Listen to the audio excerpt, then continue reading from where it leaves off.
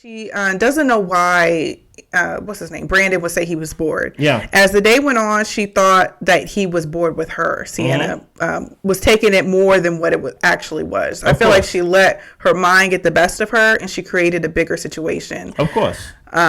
Because she's the victim. She always plays the victim in her arguments. And I'm just like, they were so good in the morning. But now she's over here ruminating on past stuff, getting herself worked up. I don't know if she had anything to drink. Sometimes that can play a factor and stuff. So I was just like, yeah, she's having this conversation with Shay and she's getting herself mad all over again. She's replaying the events. Yep. So he comes in to talk to her. He just kind of wants to chill. He's got some tea going downstairs. So he wants to check in to see what she's doing. Sienna says, oh, I don't want to bore you. She says, you embarrassed me on national TV and called me boring. He says, I think I was talking about the position. Sienna asks, well, what did you tell Millie? He says, some of that is private. She said, how are you going to talk about me and not tell me what was said? Brandan says, this is why it's hard to communicate with you. Like all this energy is a lot. Yeah. Sienna says, you're talking about me behind my back. Brandan tells her she's not making sense. And then he walks out the room. Stop right there, right? Throughout this time, Sienna's yelling. I'm sure her voice is vibrating off the walls. Yeah. Without being, picking sides, right? Not saying you are. Is there any valid points in Sienna's argument? Yes, there are. Help me with that. If she wanted to know what was said between Millie and Brandan, I don't think that was a terrible question to ask. Okay. If you're venting to somebody or trying to get information or something to help the relationship, I don't see what's wrong with bringing that back to your partner and saying, hey, me and so-and-so talked. This is what we discussed. I think they said these things that were pretty positive, and I think this could help us. Because Millie did say some positive things that could help them in their relationship. I think Millie said all positive things. Yeah, and basically she was just telling him to be patient with her. And I felt like that's something he could have took to Sienna to say, she thought it would be helpful that I be more patient with you. Yeah. And that's something I want to work on. But in order for me to do that, I need you to give me a little grace too. Like, I feel like a conversation could have come about if he would have shared what he and Millie talked about. It could have been a productive conversation, but she was mad. Yeah. And she didn't approach it right. And she started it with, you called me boring, basically. So she's already in a defense mode because she's got it in her head that he called her boring. And now she's cherry picking at things to basically find something to be mad about.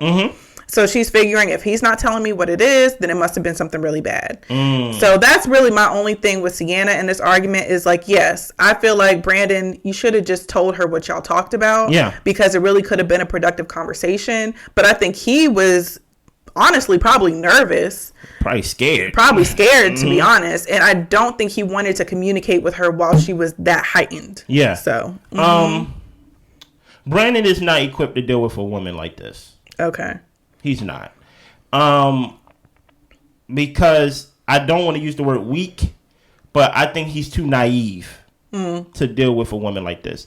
If you're going to be the type of guy to be like, I just don't give the energy and things like that, then you got to find, and if you really like this person, because I'm not saying that aggressive people should just be single and y'all should be alone. Yeah. Right? There's someone out there for y'all who is aggressive like Sienna, right? But there is a way to diffuse. If she's the aggressor, you have to accept the role that I am the diffuser. Yeah. If she's the bomb, you're the diffuser. The minute that woman said, you called me born on national television, his response should have been like, that wasn't my intention. I apologize. Yep.